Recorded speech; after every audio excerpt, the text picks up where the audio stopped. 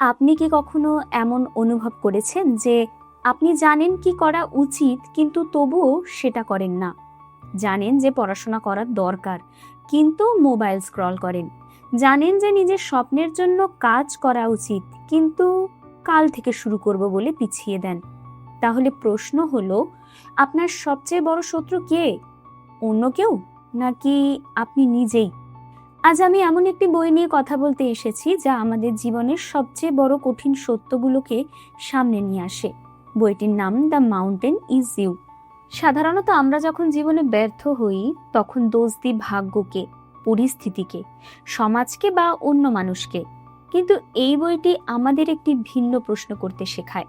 যদি সবচেয়ে বড় বাধাটা বাইরে না হয়ে আমাদের নিজের ভেতরেই থাকে। বইটির শিরোনামই এর মূল বার্তা বহন করে, দ্য মাউন্টেন ইজ ইউ।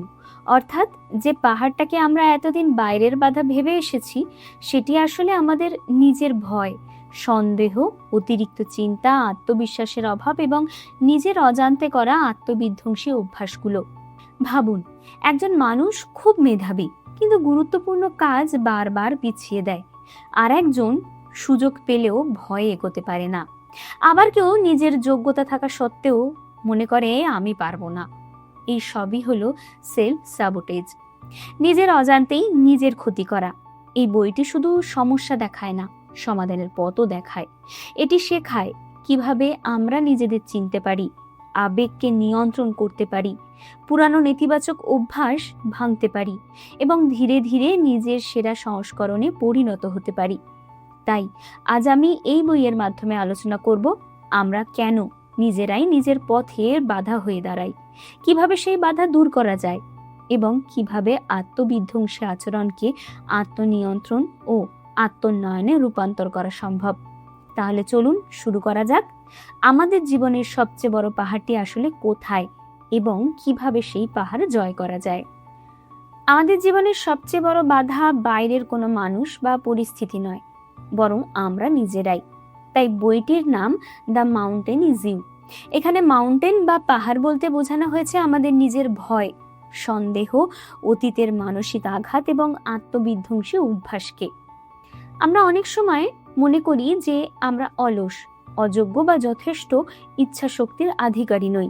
কিন্তু বাস্তবে সেলফ সাবোটেজ বা নিজের ক্ষতি করা আচরণের পেছনে থাকে গভীর মানসিক কারণ, যেমন ব্যর্থতার ভয়, প্রত্যাখ্যান হওয়ার ভয়, কম আত্মসম্মান বা অতীতের কোনো কষ্টের অভিজ্ঞতা।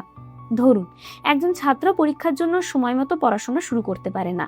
সে জানে কি করা উচিত, তবুও কাজ পিছিয়ে দেয়। এটি শুধু অলসতা নয়, অনেক সময় ব্যর্থতার ভয় বা নিজের ওপর বিশ্বাসের অভাব এর কারণ হতে পারে। এই ধরনের আচরণই হলো সেলফ সাবোটেজ। পরিবর্তনের প্রথম ধাপ হলো নিজের ভেতরের সমস্যাগুলোকে চিনতে শেখা। যখন আমরা আমাদের আবেগ, ভয় এবং অভ্যাসের আসল কারণ বুঝতে পারি, তখন ধীরে ধীরে সেগুলো পরিবর্তন করা সম্ভব হয়। এই প্রক্রিয়াকেই আত্মনিয়ন্ত্রণের পথে এগিয়ে যাওয়া বলা হয়েছে। এখানে আমাদের একটি গুরুত্বপূর্ণ শিক্ষা দেয়া হয়। জীবনে এগিয়ে যেতে হলে প্রথমে নিজের ভেতরের বাধাগুলোকে জয় করতে হবে। বাইরের পরিস্থিতি তো সবসময় আমাদের নিয়ন্ত্রণে থাকে না, কিন্তু নিজের চিন্তা, অভ্যাস এবং মানসিকতার পরিবর্তন করা আমাদেরই হাতে। জীবনে আপনাকে সবচেয়ে বেশি আটকে রাখে অন্য কেউ নয়, আপনি নিজেই। সেলফ সাবোটেজ বা নিজের ক্ষতি নিজে করা বলে আসলে কিছুই নেই। আমরা যেসব আচরণকে আত্মবিধ্বংসী বলে মনে করি, সেগুলোর পেছনে সবসময় একটি গভীর মানসিক কারণ থাকে। আমাদের অবচেতন মন কখনোই উদ্দেশ্যহীনভাবে আমাদের ক্ষতি করতে চায় না, বরং এটি আমাদের নিরাপদ রাখতে বা কোনো অপূর্ণ আবেগগত চাহিদা পূরণ করার চেষ্টা করে। ধরুন, আপনি বারবার গুরুত্বপূর্ণ কাজ পিছিয়ে দেন, ভালো সুযোগ থাকা সত্ত্বেও তা গ্রহণ করেন না, অথবা এমন একটি সম্পর্কে থেকে যান যা আপনাকে কষ্ট দেয়। বাইরে থেকে এগুলো আত্মবিধ্বংসী আচরণ মনে হলেও এগুলোর পেছনে থাকতে পারে ব্যর্থতার ভয়, প্রত্যাখ্যান হওয়ার ভয়, আত্মবিশ্বাসের অভাব অথবা অতীতের কোনো তিক্ত অভিজ্ঞতা। তাই সমস্যাটি আচরণে নয়, বরং সেই আচরণের মূল কারণের মধ্যে লুকিয়ে থাকে। অনেক অভ্যাস একসময় আমাদের রক্ষা করার জন্য তৈরি হয়েছিল, কিন্তু সময়ের সঙ্গে সঙ্গে সেই অভ্যাসগুলোই আমাদের উন্নতির পথে বাধা হয়ে দাঁড়ায়। তাই শুধু অভ্যাস পরিবর্তনের চেষ্টা করলে হবে না, আগে বুঝতে হবে কেন সেই অভ্যাস তৈরি হয়েছিল।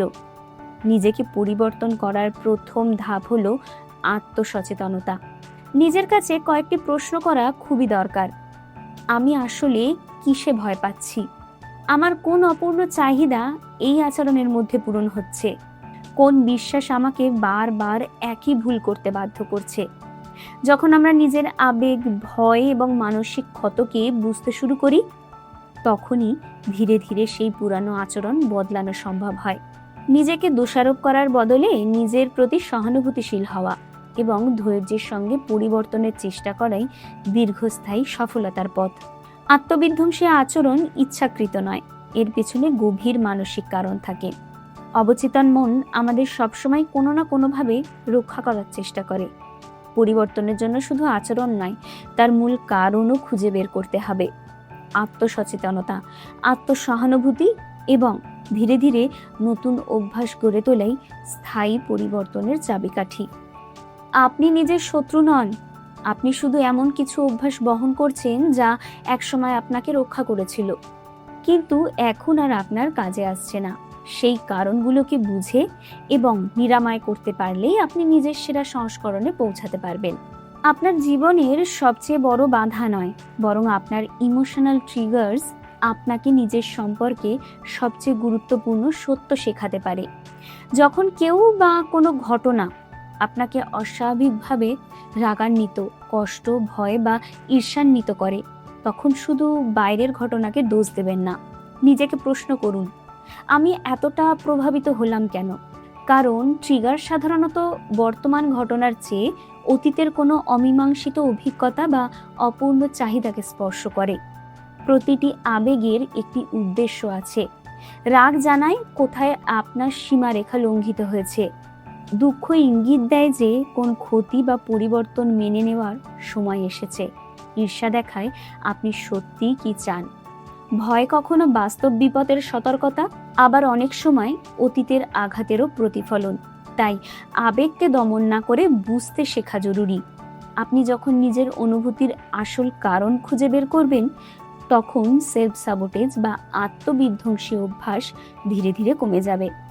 গাট ইনস্টিংক্ট এবং ফিয়ার এক নয়। গাট ইনস্টিংক্ট শান্ত ও পরিষ্কার অনুভূতি দেয়, কিন্তু ফিয়ার সাধারণত উদ্বেগ, অতীতের কষ্ট এবং নেতিবাচক চিন্তা থেকে আসে। তাই সিদ্ধান্ত নেওয়ার আগে নিজের মনকে শান্ত করার দরকার। সত্যিকারের সেলফ কেয়ার শুধু আরাম করা নয়, এটি নিজের শরীর, মন ও আবেগের দায়িত্ব নেওয়া। যেমন পর্যাপ্ত ঘুম, স্বাস্থ্যকর জীবনযাপন, নিজের অনুভূতিকে গুরুত্ব দেওয়া এবং প্রয়োজনে সীমারেখা তৈরি করা। আপনার জীবনে যে বিষয়গুলো আপনাকে সবচেয়ে বেশি ট্রিগার করে, সেগুলোই আপনার সবচেয়ে বড় শিক্ষক। যদি আপনি সেগুলোকে এড়িয়ে না গিয়ে বুঝতে শেখেন, তাহলে নিজের গভীর ক্ষত সারাতে পারবেন, আত্মবিধ্বংসী আচরণ থেকে বেরিয়েও আসতে পারবেন এবং নিজের সত্যিকারের লক্ষ্য ও মূল্যবোধের সঙ্গে মিল রেখে জীবনও গড়ে তুলতে পারবেন। সেলফ সাবোটেজ বা আত্মবিধ্বংসী আচরণের অন্যতম প্রধান কারণ হলো কম ইমোশনাল ইন্টেলিজেন্স বা আবেগীয় বুদ্ধিমত্তা।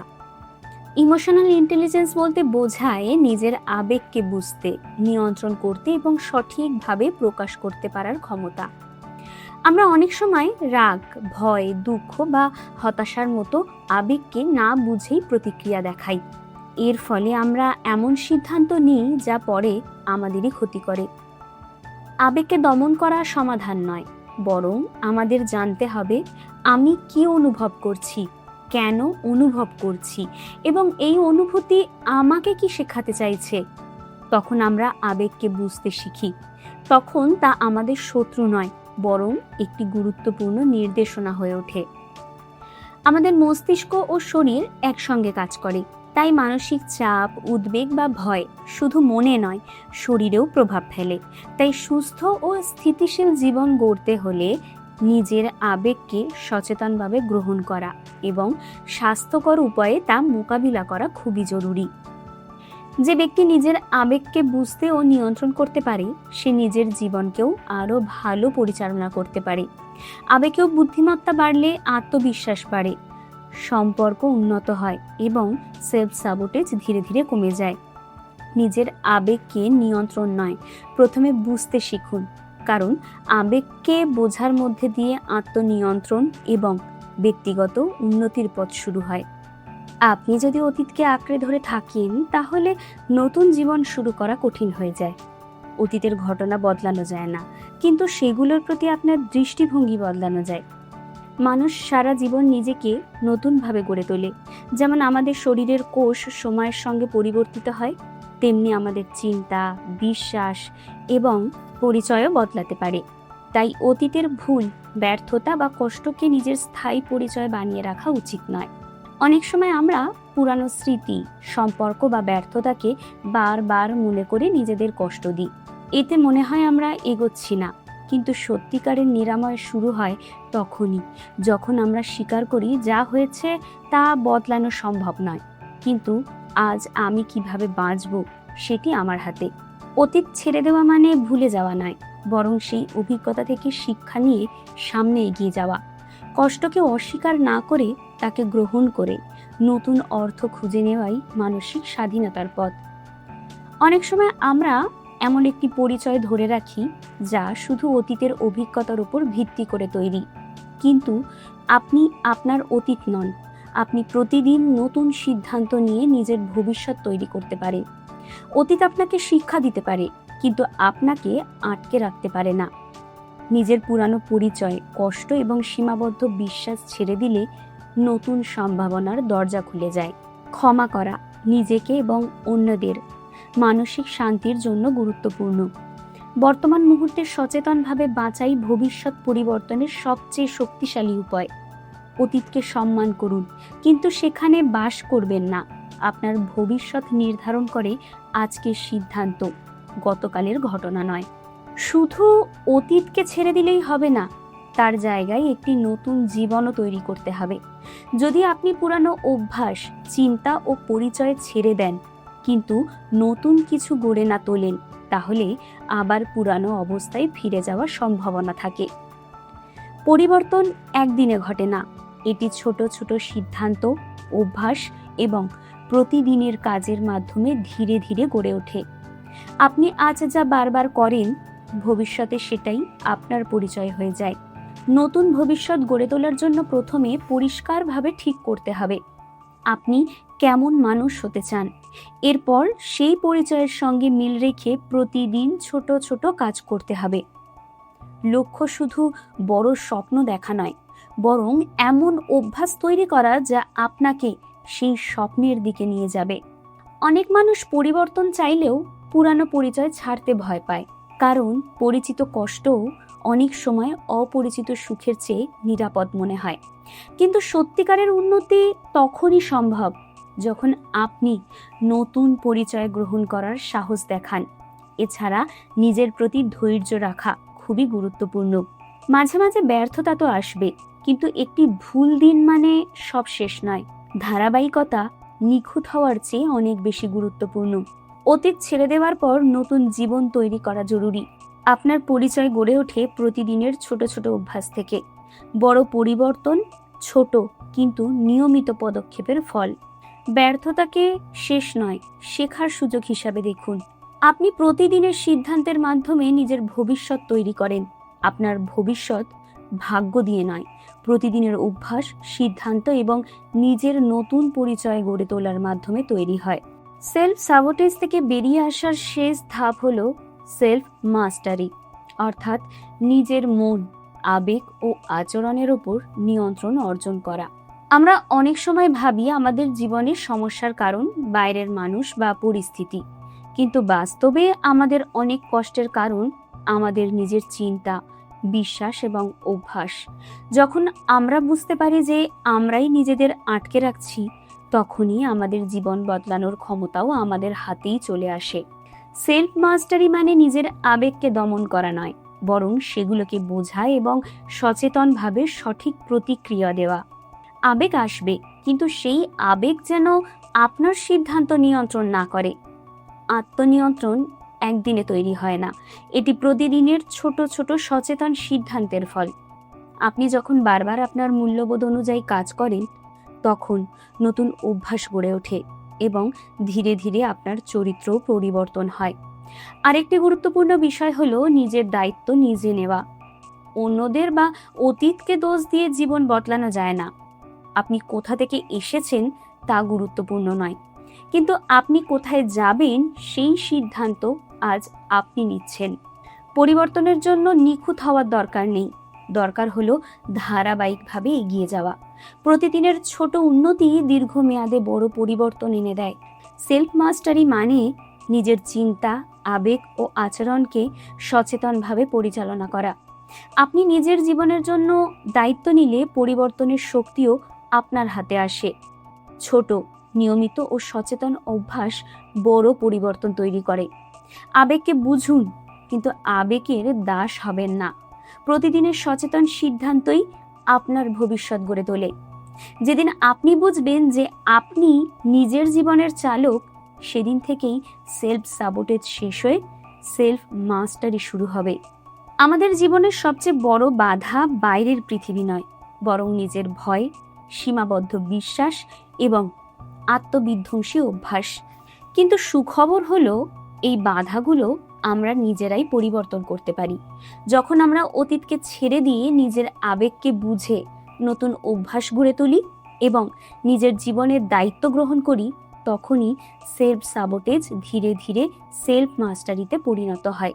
শেষ পর্যন্ত আমাদের জীবন পরিবর্তন হয় কোনো এক বড় মুহূর্তে নয়, বরং প্রতিদিনের ছোট ছোট সচেতন সিদ্ধান্তের মাধ্যমে।